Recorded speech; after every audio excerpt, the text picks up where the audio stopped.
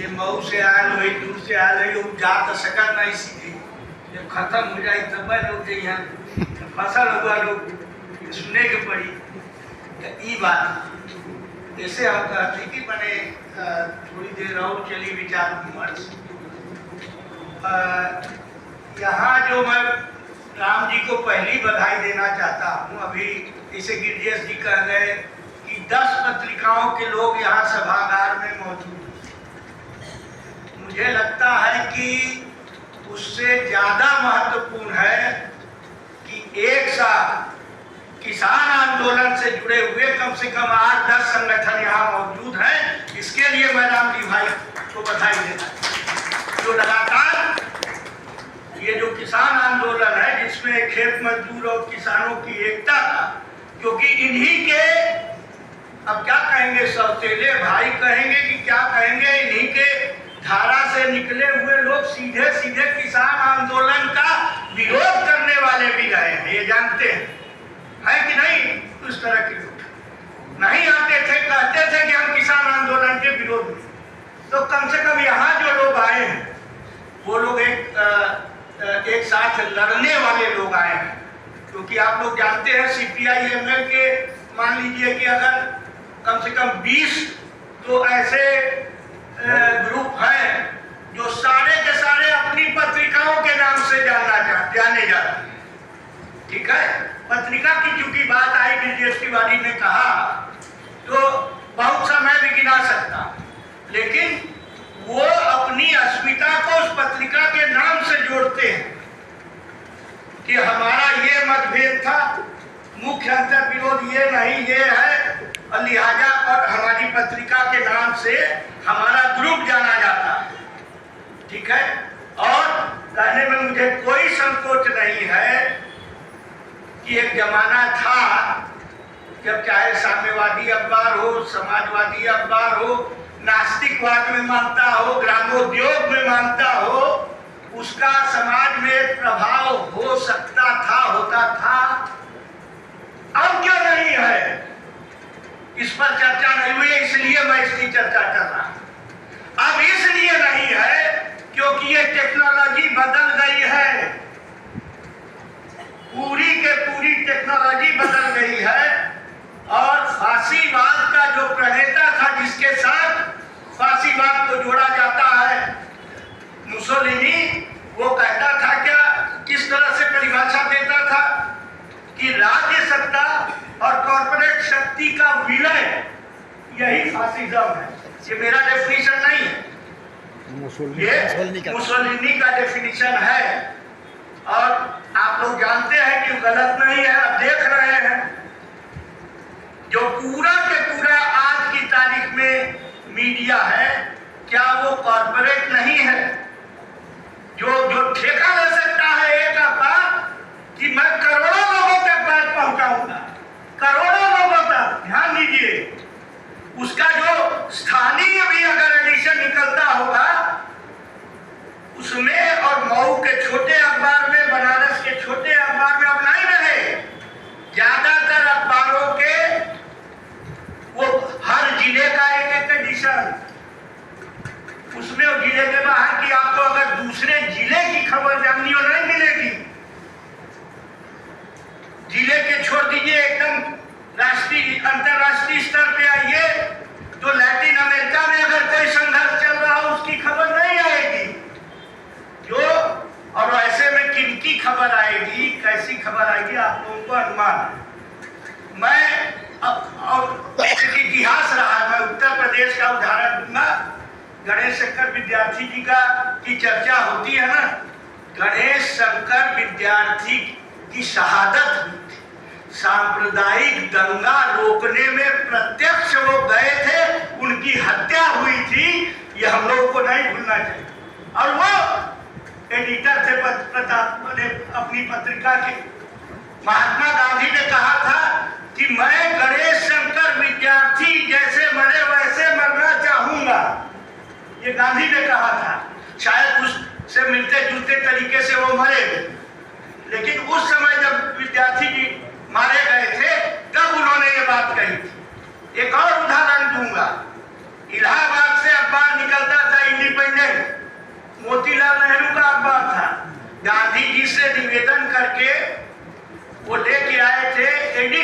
के लिए महादेव देसाई के वो अखबार निकालने में कमिश्नर की नोटिस आई कि प्रेस में ताला लगा दिया गया। उन्होंने साइक्लोस्टाइल अपने, मैं उसकी नकल दिखा सकता हूँ, मैंने हाथ से स्टेंसिल दाग करके, और उन्होंने वो कहा, नोटिस दिया उसको कमिश्नर को कि ये प्रेस बंद कर दिया है लेकिन अखबार मेरा चलता रहेगा। और वो साइक्लोस्टाइल निकाला। नतीजा ये हुआ कि उत्तर प्रदेश की जेल में, प्रयाग में, नैनी जेल में, आगरा जेल में 1 साल उन्होंने जेल में बिताया। तो ये जो चीज थी, अगर हम लोग कहें, या और भी कई लोगों ने नाम भी लिया, वो नागरिक के जो संपादक महोदय ने शुरू में बोला, तिलक का नाम लिया, प्रेमचंद भी पत्रिका निकालते थे, गांधी भी पत्रिका निकालते थे, अखबार निकालते थे, ठीक है। लेकिन अगर हम कहें कि नहीं वो तो निकालते थे और हम नहीं निकाल सकते हैं, तो उसके पीछे जो बड़ा कारण है वो टेक्नोलॉजी का है।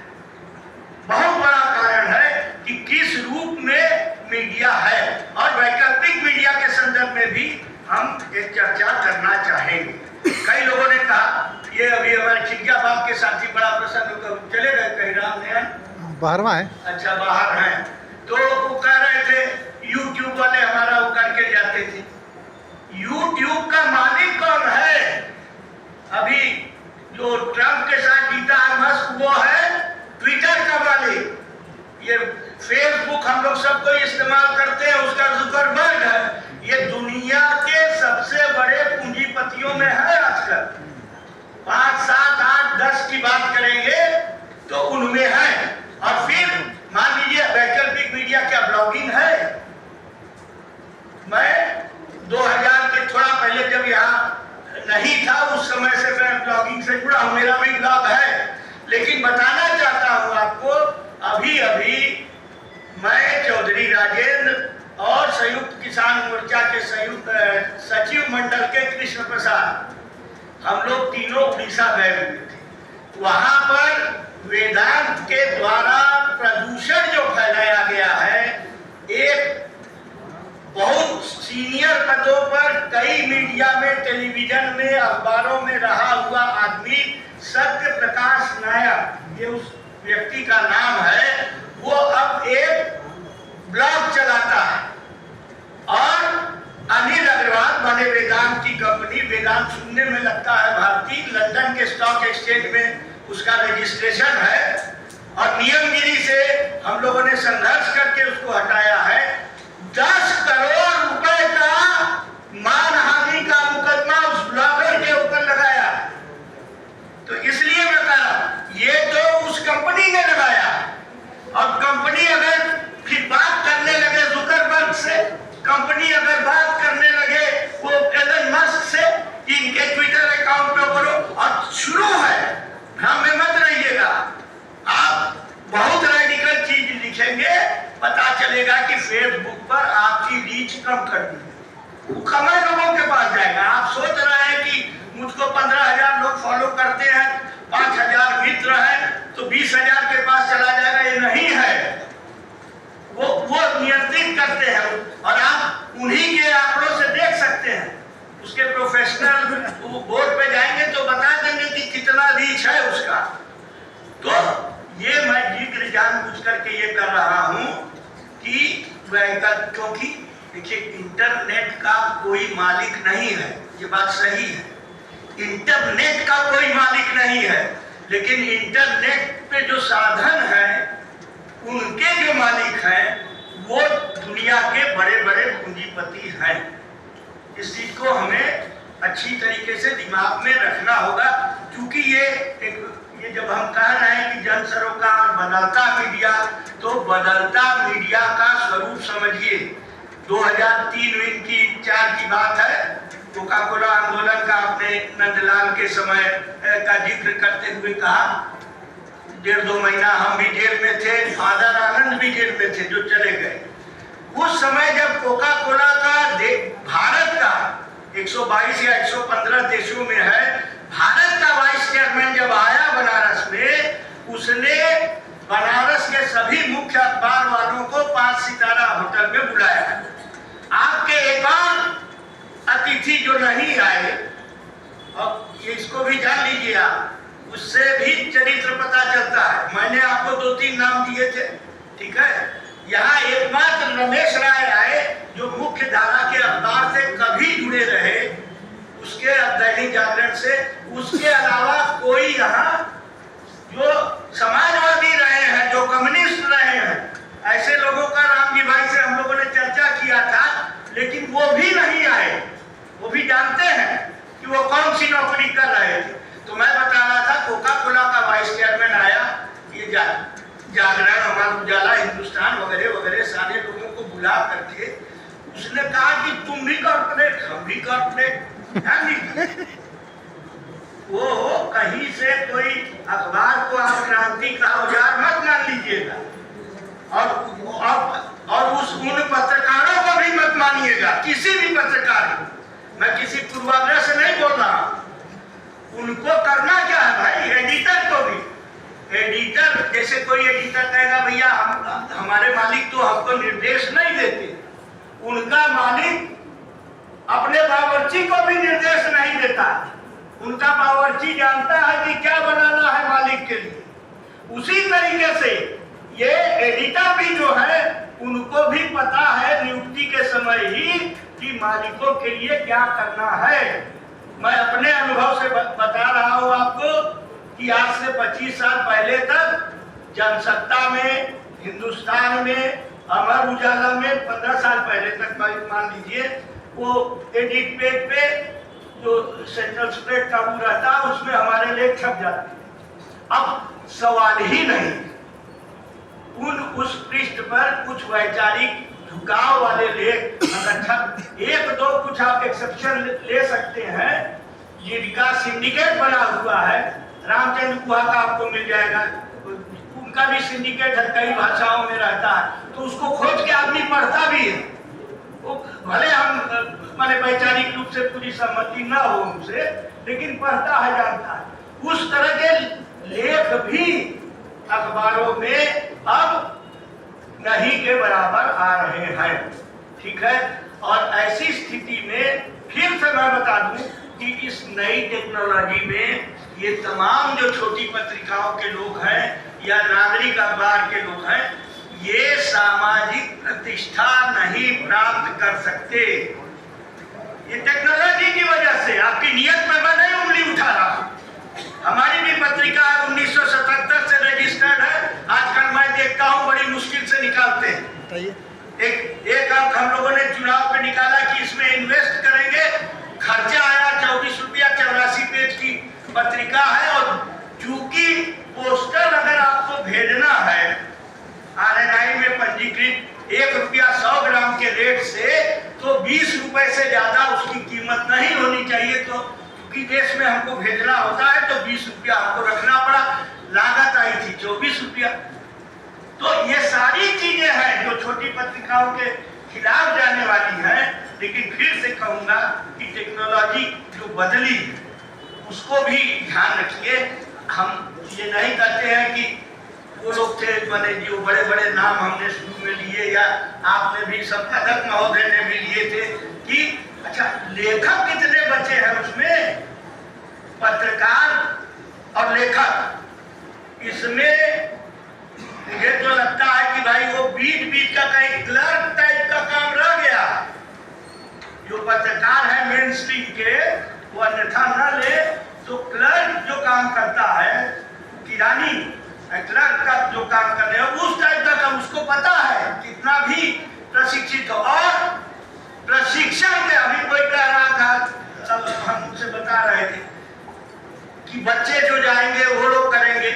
तो ये जान लीजिए जर्नलिज्म की जो पढ़ाई हो रही है वो भी इसी दिशा में हो रही है कि तुमको किसी मीडिया प्रतिष्ठान में जाना है, चाहे वो चैनल हो, चाहे कोई अखबार हो।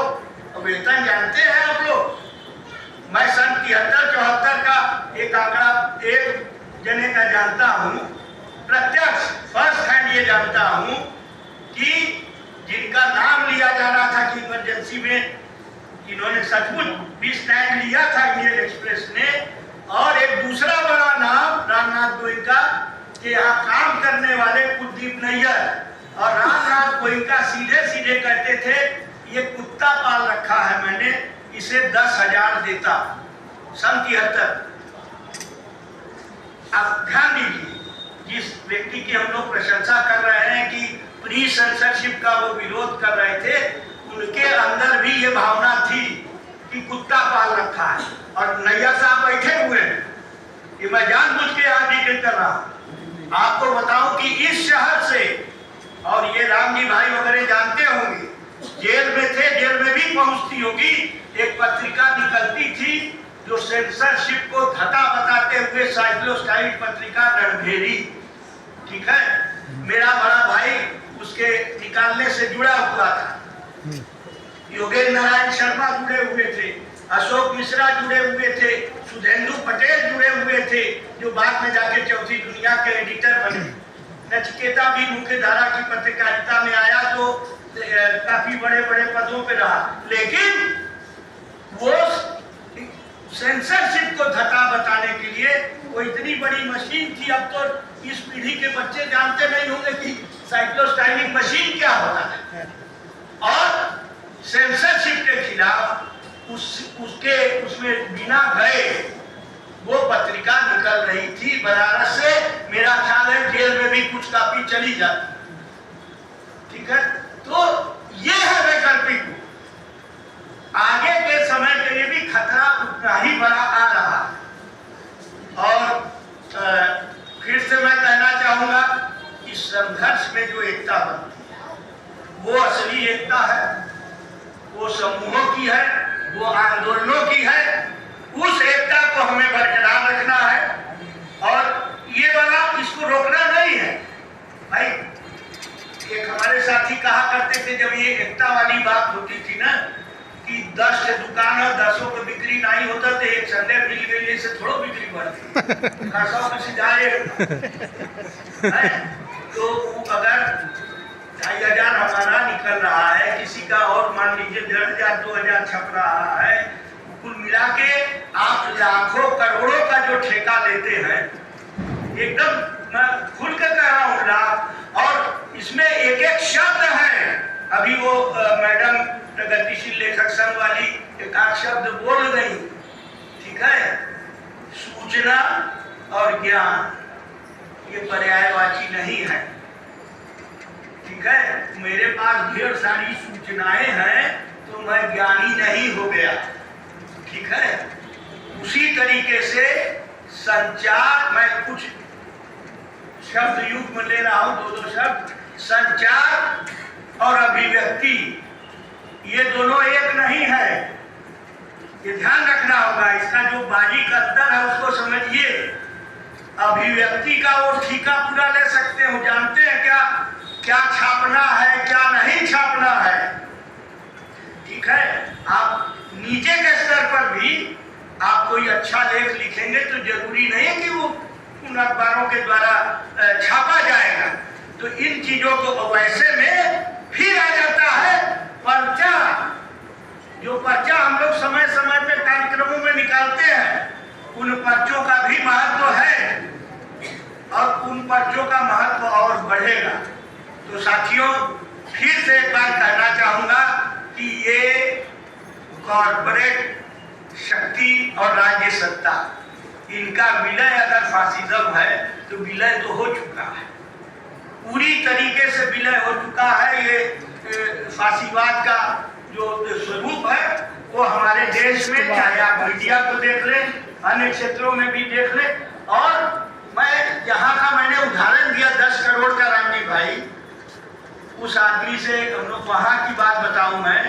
वहाँ 12 साल पहले नियमगिरी एक बहुत सुंदर 3-4 पहाड़ियों का समूह है, बॉक्साइट लाल रंग की मिट्टी जिससे एल्यूमिनियम बनता है, दुनिया के सबसे हल्की धातुओं में से है। और चूंकि हल्की धातु है इसीलिए हवाई जहाज बनाने में और मिसाइल बनाने में उसका प्रयोग होता है, इसीलिए माइनिंग उसकी होती है। करीब 90-92% एल्यूमिनियम की खपत एरोप्लेन बनाने में और मिसाइल बनाने में। तो अब हमारे जैसे आंदोलनों को ये सवाल भी उठाना पड़ेगा कि हमको मिसाइल बनाना है कि नहीं बनाना है, एरोप्लेन और आगे बढ़ाना है कि नहीं बनाना है, कि उन आदिवासी जो वहां पर जो फन है। और एक चीज और बताते हैं, माइनिंग में भयंकर पानी की जरूरत है। उस खूबसूरत जगह अभी हम लोग होके आए हैं जहाँ सदा सलीला माने जो साल भर नहीं सूखती है, ऐसे झरने की तो अभिभूत होकर के चौधरी वहां खड़े हो गए झरनवा के करीब में। और वैसे 250 छोटे से इलाके में वैसे 250 झरने जो पहाड़ में से निकले, और वो सारे चाहिए। अगर ले लेंगे, अंत कर रहा हूं मैं, ज्यादा नहीं करूंगा, जो किसान आंदोलन से जुड़ा हुआ है, देश के सबसे बड़े बांधों में से एक हीराकूद बांध है, महानदी पर बना हुआ है, संबलपुर जिला है हीराकूद डैम। और 65-70 साल हो गया उसको बने हुए, आजादी के बाद सबसे पहले जो बना उसमें, ठीक, जब बना तब कहा गया कि सिंचाई के लिए है और पावर जनरेशन के लिए है। किसान सोचता था कि ये दोनों हमको मिलेगा। आज उनकी प्राथमिकता हो गई है कि पानी, आप कैसे बच्चे आप ऑफिस से आ रहे हैं, हाँ तो जी उनको पता है, ठीक है, आप समझ रहे हैं ना। तो अब ये स्थिति है कि वो कैनाल के रिपेयर का जिम्मा किसको दिया गया है? अडानी को। ध्यान दीजिए, और अडानी न सिर्फ रिपेयर करेंगे, पहले होता था जो पनिवट जिसको कहते हैं ये यहाँ बिहार वगैरह में, ठीक है, पनिवट तो मने पानी का टैक्स, ठीक है। एक जने सासाराम के भी आए थे, इसलिए मैं बता रहा हूँ। पनिवट हमारे साथी अभी गुजर गए पिछले दिनों। नहर गांव के लोगों ने श्रम से खोदा था और कहा जा रहा था कि इसमें पानी दीजिए, ठीक है। तो ब्लॉक पे धरना दे रहे थे, गिरफ्तार कर लिए गए। 1 साल 4 महीना जमानत नहीं कराएंगे, झूठा मुकदमा है। तो 1 साल 4 महीना रह गए थे। शिवपूजन सिंह उनका नाम था, दिनारा के विधायक थे, 1977 में विधायक बने थे। जब पेंशन बढ़ी लोगों की तो उन्होंने लेने से इनकार कर दिया। कर्पूरी ठाकुर कहने लगे कि भाई मंत्री बन जाओ, किसी तरह से प्रलोभन, लेकिन उन्होंने नहीं लिया। तो मैं इसलिए कह रहा हूं कि वो नहर की सिंचाई फिर से बता दूं, चूंकि किसान आंदोलन के साथी बड़ी संख्या में है। जो हरित क्रांति का झंडा बरदार कहा जाता था पंजाब, जहां भूगर्भ जल नीचे नीचे नीचे जाते जाते अब ये हालत है कि पंजाब के किसान संगठन फिर से कह रहे हैं कि प्रथम पंचवर्षीय योजना में जो नहरें बनी थी उन नहरों को मरम्मत करो। कहा कि नहीं, वो लुधियाना ने, ठीक है, उनको वो करके जाके भूगर्भ जल न हो, भाखड़ा नंगल के से निकली हुई नहरों के पानी से सिंचाई हो। तो नहरों का फिर महत्व लोगों को समझ में आ रहा है। और जिस तरीके से पंजाब में अनाज स्टील के सेवा बनाए थे अडानी ने, वो लोग ये आपका मिनिमम सपोर्ट प्राइस, न्यूनतम समर्थन मूल्य का स्वाद केवल पंजाब, हरियाणा और पश्चिमी उत्तर प्रदेश, इसमें कहने में हमको संकोच नहीं है, उन लोगों ने चखा हुआ था। इसीलिए 13 महीना लड़ने में कहीं ना कहीं राशन पानी सारा चीज पहुंचने में, अरे भैया वो गाड़ी से भी, क्या कहते हैं, एसयूवी से भी खेत में जाते हैं किसान वहां, ठीक है। देश भर का किसान, मुझे नहीं लगता है कि वैसा हो सकेगा, लेकिन उस आंदोलन से हम लोगों को भी प्रेरणा मिली। वहां भी किसान मजदूर की एकता की बात आई है। अब बहुत मेहनत करने के बाद, अभी किसी ने कहा वो आइडेंटिटी का सवाल केवल नहीं होता, अब क्या किया जाए, खदान केवल जंगल में है, पहाड़ में है। अभी वो जो साथी आपके पीछे बैठे हैं संपादक, तो आदिवासी इलाका है, तो आदिवासी का वो सवाल आएगा कि खनन हो कि ना हो, वो जिंदा रहे कि अडानी जिंदा रहे, अनिल अग्रवाल जिंदा रहे, तो बहुत मुश्किल के बाद संयुक्त किसान मोर्चा में भी उनके सवालों पे कम से कम प्रस्ताव पारित हुआ। बिजली का सवाल, वहां प्राइवेटाइजेशन के बाद अभी आपको बता रहे हैं 15,000 meter prepaid smart meter 15,000 Tata power वहां बिजली का सप्लाई करता है, वहां ढेर लगा दिया है। सब आपको वीडियो फोटो वगैरह सब मिलेगा। 15,000। और अब पहली बार भारतीय जनता पार्टी की सरकार आई है, उस आंदोलन के नेता को कहा कि ये हैबिचुअल ऑफेंडर है। इसको पहले 10 नंबरी कहा जाता था कि तो बार बार क्राइम करता है। वो 32 मुकदमे क्या थे? वो 32 मुकदमे, जो किसके ऊपर 32 मुकदमे हैं, वो 32 मुकदमे जो किसानों ने अपने घर का खेत का मीटर निकाला और निकाल करके जो ढेर लगा दिया, उस मीटर निकालने का FIR है कि एक किसान ने FIR नहीं किया, सारा पुलिस ने किया। आप समझ लीजिए। लेकिन वही मैं एक कुछ पॉजिटिव बात बताना चाहूंगा कि बरगढ़ जिले की बात है। बरगढ़ जिले का बार एसोसिएशन, उसने तय किया कि हम लड़ेंगे इनका मुकदमा। उन लोगों ने कटक हाई कोर्ट के बार एसोसिएशन को कहा कि ये सारा फर्जी है, बहुत ईमानदार, ये सब किसान कार्यकर्ता है, किसान नेता है। कटक हाई कोर्ट ने भी किसानों के लिए रिट कर दिया। उड़ीसा सरकार को नोटिस हुई है, परिणाम जो भी है। तो साथियों, ये आंदोलन चलेंगे और मजबूती से चलेंगे। हम लोगों का जो एका बना है, जिस कारण हम लोग आज एक हाल में बैठे हैं, उसकी वजह ये है कि हम लोग ये सारे अपने अपने जिलों में, अभी 26 तारीख को अंतिम बात कह के समाप्त कर रहा हूं, सब ने अपना अपना तय किया होगा। 26 नवंबर को जिस दिन आंदोलन शुरू हुआ था, अपने अपने मुख्यालय पर उन सारे मुद्दों को दोहराते हुए और बताते हुए कि 3 मुकदमा तो जब माफी मांगे थे देश के नरेंद्र मोदी पहली बार, तो कह दिया लोगों ने कि भाई नहीं, पार्लियामेंट से लिया वाला कानून पार्लियामेंट से वापस करा, तब पार्लियामेंट से वापस भया। लेकिन उसके साथ साथ जो लिखित समझौता हुआ, तो उसमें था कि बिजली के निजीकरण को लेकर के जो कानून जब आएगा, तो उस समय चूंकि किसानों को भी इससे मतलब है, इसीलिए किसान नेताओं से राय लिया जाएगा। राय फाय कुछ नहीं लिया गया। कम से कम 150-200 सांसद जब सस्पेंड रहना, बाहर रहना, वही समय जो कानून ढेर सा बनल ना, तो एक कानून ही बनल। एक कानून बनल कि आदिवासी इलाका में कोनो प्रोजेक्ट चलावे के पहले वहां के ग्राम सभा से राय लेने के बाद अंतिम सत्र में नरेंद्र मोदी ने उस कानून को बदल दिया है। ये जान लीजिए। इसके लिए कौन लड़ेगा? खाली आदिवासी लड़ेगा? सबको लड़ना है, किसानों को भी लड़ना है उसके लिए। तब जाकर के जो 13 महीने का आंदोलन था वो व्यापक होगा। और वो जैसा जागृति कह रही थी, जो हम लोग बात करते हैं, जो चट्टी चौराहे पर जो नुक्कड़ सभाएं होती हैं, असली मास मीडिया तो वही है। धन्यवाद। जय हिंद, जय समाज।